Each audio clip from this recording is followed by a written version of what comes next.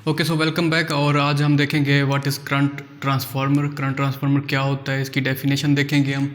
और उसके बाद हम देखेंगे सीटी स्ट्रक्चर, इसके अंदर कौन कौन सी चीज़ें लगी होती हैं। सीटी कोर्स, मल्टीपल कोर्स जो लगी होती हैं करंट ट्रांसफार्मर में, वो क्या होती हैं और उनका क्या पर्पस होता है। फिर उसके बाद हम देखेंगे कि कोर्स के आगे जो टैप्स होती हैं उनका क्या मकसद होता है और ये किस तरह से सीटी की जो रेशो सिलेक्शन में काम आती हैं। उसके बाद फिर हम देखेंगे सीटी स्टार पॉइंट कनेक्शन किस तरह से करते हैं।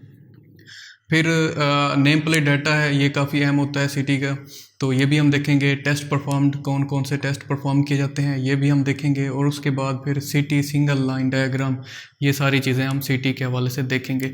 तो आज की वीडियो में हम क्या क्या चीज़ें कवर करेंगे, उनमें सबसे पहले ये है what is city, city structure, city core, city tabs, city star point.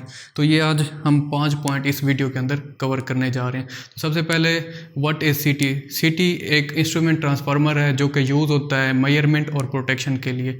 वो जा रही होती है आगे रिलेज़ को, और रिलेज़ प्रोटेक्शन करवा रही होती है। और इसी तरह से इसकी जो सेकेंडरी होती है वो जा रही होती है एम्पेयर मीटर को, जो कि मेजर कर रहा होता है क्या कि कितने करंट आ रहे हैं। तो सबसे पहले हम देखेंगे सीटी को, इसकी जो बेसिक स्ट्रक्चर है वो ये है आपके सामने।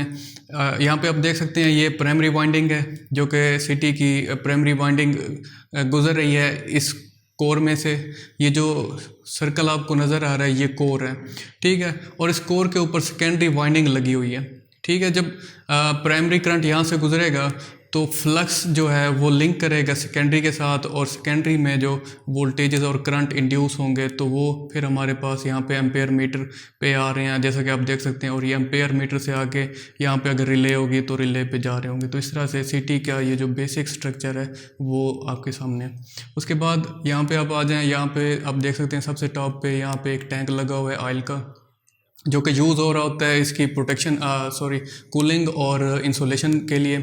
और उसके बाद ये देख सकते हैं आप, यहाँ पे प्राइमरी टर्मिनल है और यहाँ से एक लीड निकल रही है जो कि कॉपर की लीड है, और ये सीरीज़ में लगी हुई है। जैसा कि आपने देखा यहाँ से आई और यहाँ से होती हुई और टॉप को गई, और फिर यहाँ से ये मतलब इस तरह से जो है ना लीड इसकी चल रही होती है। और इसके ऊपर एक आप देख सकते हैं कोर लगी हुई है, जैसा कि ये कोर है, सेम यही चीज़ यहाँ पे लगी हुई है। और इसकी जो ये जैसे वाइंडिंग यहाँ पे लगी हुई है, वैसे ही एक वाइंडिंग यहाँ पे लगी होगी जो कि सेकेंडरी वाइंडिंग होती है, ठीक है। तो और यहाँ पे ऑयल का लेवल अप एंड डाउन होता रहता है। यहाँ पे एक बेलो लगा होता है जो कि एज अ कंजर्वेटर काम कर रहा होता है, यानी कि जब ऑयल का लेवल बढ़ता है तो ये उसको एक्स्ट्रा स्पेस प्रोवाइड करता है, ठीक है। तो ये तो हो गया सिटी का स्ट्रक्चर। और उसके बाद सिटी के अंदर डिफरेंट कोर्स लगी होती हैं। कोर्स से क्या मुराद है, जैसा कि आप देख सकते हैं यहाँ पे एक कोर लगी हुई है, और बिल्कुल जैसे ही आप अगर 500 kV सब स्टेशन में जाएंगे तो वहाँ पे जो सिटी लगे होंगे उनके अंदर 5 या 6 कोर्स होती हैं। तो उससे क्या मुराद है कि जैसे आप देख सकते हैं ये एक कोर है, इस जैसी 4-5 मुख्तलिफ कोर्स लगी होंगी, जो कि आगे हर कोर का एक अलग फंक्शन होता है। यानी कि एक कोर जो है वो मेजरिंग के लिए यूज़ हो रही होगी, और एक जो है प्रोटेक्शन के लिए यूज़ हो रही होगी। आगे प्रोटेक्शन की फिर डिफरेंट टाइप्स होती हैं। सर्किट ब्रेकर की भी प्रोटेक्शन होती है, उसके बाद बस बार की प्रोटेक्शन हो गई, लाइन की प्रोटेक्शन हो गई। तो वो डिफरेंट कोर्स अपना अपना अलग अलग फंक्शन परफॉर्म कर रही होती हैं जी। तो जैसा कि आप देख सकते हैं ये हमारे पास करंट ट्रांसफार्मर की प्राइमरी साइड है। ये जो है ये इसकी प्राइमरी साइड है, ठीक है। और ये उसकी सेकेंडरी साइड है। यहाँ से नीचे जो है ये पोर्शन जो है ये इसकी सेकेंडरी साइड है सारी। और इसकी सेकेंडरी पे जैसा कि आप देख सकते हैं ये एक कोर है, ये एक कोर है, और इसी तरह से टोटल 1 2 3 4 और 5 कोर्स मैंने लगाई हैं, ठीक है। जैसा कि पहले मैंने आपको बताया कि यहाँ पे ये जो कोर है इस तरह की 5 कोर्स यहाँ पे लगी हुई होंगी, ठीक है। हर कोर का अपना एक फंक्शन है। कोर नंबर 1 है, अगर हम इसको यूज़ कर रहे हैं मीटरिंग के लिए, तो कोर नंबर 4 5 2 3 4 5 जो हैं ये आगे फिर प्रोटेक्शन के लिए यूज़ हो रही होंगी। डिफरेंट प्रोटेक्शन होती हैं। प्रोटेक्शन लाइन की होती है, सर्किट ब्रेकर की होती है, बस बार की प्रोटेक्शन होती है। तो ये हर कोर अपना अपना फंक्शन परफॉर्म कर रही होगी, ठीक है। तो अब इन कोर के आगे फिर फर्दर टैप्स होती हैं। टैप्स किस तरह से होती हैं, वो अब हम देखेंगे। यानी कि जिस तरह के हमारे पास ये एक कोर है, इसको हम यहाँ पे थोड़ा सा खोल के यहाँ पे लिखते हैं। तो ये जो पॉइंट है, क्योंकि ये कोर नंबर 1 है, तो इसको हम 1s का नाम देंगे, ठीक है। और 1s के साथ यहाँ पे एक पॉइंट है, ये 1s1 है, तो ये 1s2 होगा। और इसी तरह ये जो पॉइंट है, ये 1s3 होगा, और ये पॉइंट है 1s4 होगा, और ये जो पॉइंट है 1s5 होगा, ठीक है। अब इसका क्या मकसद है, यानी कि अगर हम यहाँ से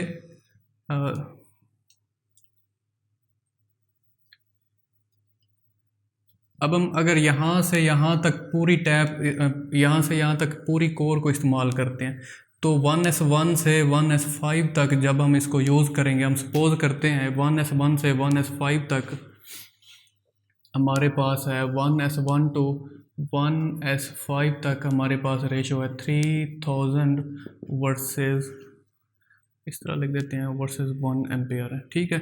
और अगर हम इसको 1s1 से 1s4 तक ले आते हैं, यानी थोड़ा सा टैप को हम कम कर रहे हैं, जब जितनी ज़्यादा इसको बढ़ाते जाएंगे तो इसकी रेशो उतनी बढ़ती जाएगी, जब इसको कम करेंगे तो 1s1 से 1s4 जब इसको लेते हैं तो ये तकरीबन होगा हमारे पास 2500 वर्सेस 1।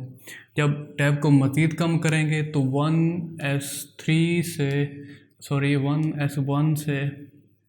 1s3 तक हमारे पास है 1500 वर्सेस 1 एम्पेयर। और जब इसको मज़ीद कम करेंगे 1s1 से 1s2, तो 1s1 से 1s2 ये हमारे पास होगी 1000 वर्सेस 1 एम्पेयर, ठीक है। अब इसका फ़ायदा क्या है, हम अपनी रिक्वायरमेंट के एतबार से जितनी भी हमारी रिक्वायरमेंट है, अगर हमें 3000 वर्सेस 1 रेशो को इस्तेमाल करना है तो हम 1s1 से 1s5 तक फुल इसको ले लेंगे। अगर हमें 2500 एम्पेयर वर्सेस 1 एम्पेयर चाहिए तो 1s1 से 1s4 तक हम इस टैब को इस्तेमाल करेंगे, और इस तरह से हम अपनी रिक्वायरमेंट के एतबार से इसकी जो टैब्स हैं उसको इस्तेमाल करते रहेंगे। और हर कोर की अलग अलग टैब्स होती हैं, बिल्कुल ऐसे ही कोर नंबर 2 जो है उसके साथ यहाँ पे 1, जहाँ पे ये 1 लिखा हुआ है, ये 1 जो स्टार्ट में 1 लिखा हुआ है ये कोर को रिप्रेजेंट कर रहा है, और ये जो आगे इस एस के आगे 1 लिखा हुआ है ये इसकी टैब को रिप्रेजेंट कर रहा है, ठीक है। ये कोर 1 है तो यहाँ पे 1 लिखा हुआ है, सबके साथ ही 1 लिखा होगा। और ये टैब 2 है तो यहाँ पे 2 लिखा होगा, टैब 3 है तो 3 लिखा होगा, 4 है तो 4, और 5 है तो 5 लिखा होगा, ठीक है। तो इस तरह से टैब्स बनी होती हैं। और अब हम देखेंगे कि सिटी स्टार पॉइंट कनेक्शन किस तरह से किए जाते हैं। जी, तो अब हम देखने जा रहे हैं सिटी स्टार पॉइंट कनेक्शन किस तरह से किए जाते हैं। स्टार पॉइंट से जैसा कि आप जानते हैं कि 3 फेज सिस्टम में स्टार और डेल्टा कनेक्शन होते हैं। स्टार कनेक्शन किस तरह से होता है, जहाँ पे आपके पास कुछ इस तरह से अरेंजमेंट होता है, और यूँ समझ लें कि ये रेड है, ये येलो है, और ये ब्लू फेज है,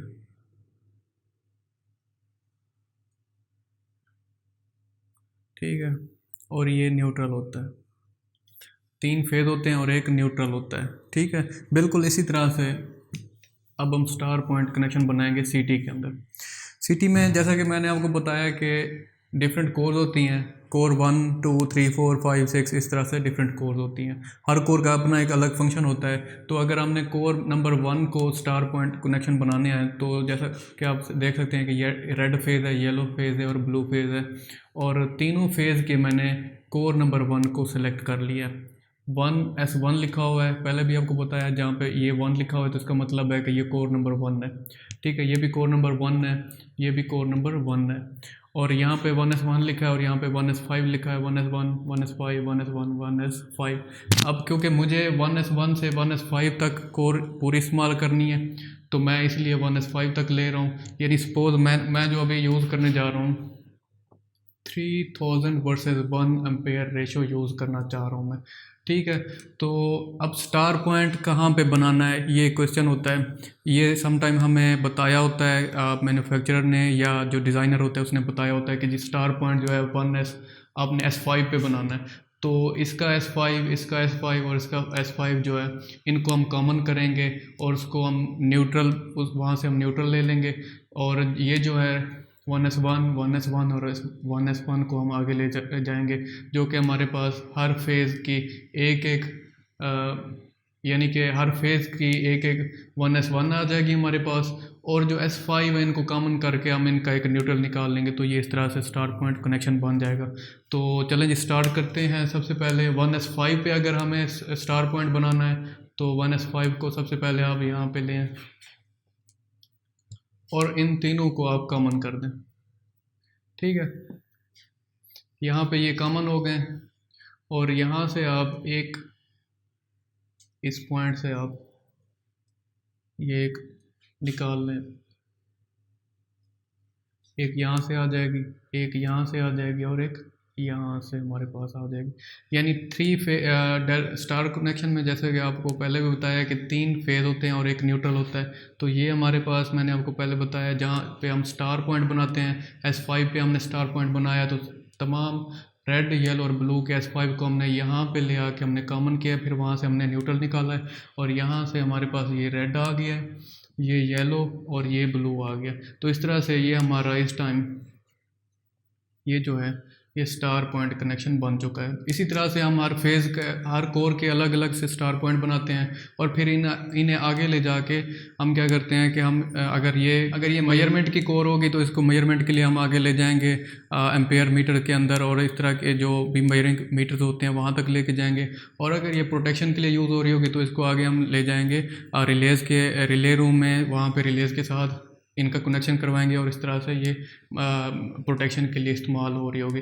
तो ये बहुत ही सिंपल है, स्टार पॉइंट कनेक्शन आपने देख लिया है। तो नेक्स्ट हमारी जो वीडियो होगी उसके अंदर फिर हम देखेंगे कि नेम प्लेट डाटा क्या होता है, टेस्ट कौन से परफॉर्म किए जाते हैं और सीटी की जो सिंगल लाइन डायग्राम है बहुत ही ज़्यादा अहम है, वो फिर हम आगे मुख्तलिफ वीडियोज़ के अंदर देखेंगे।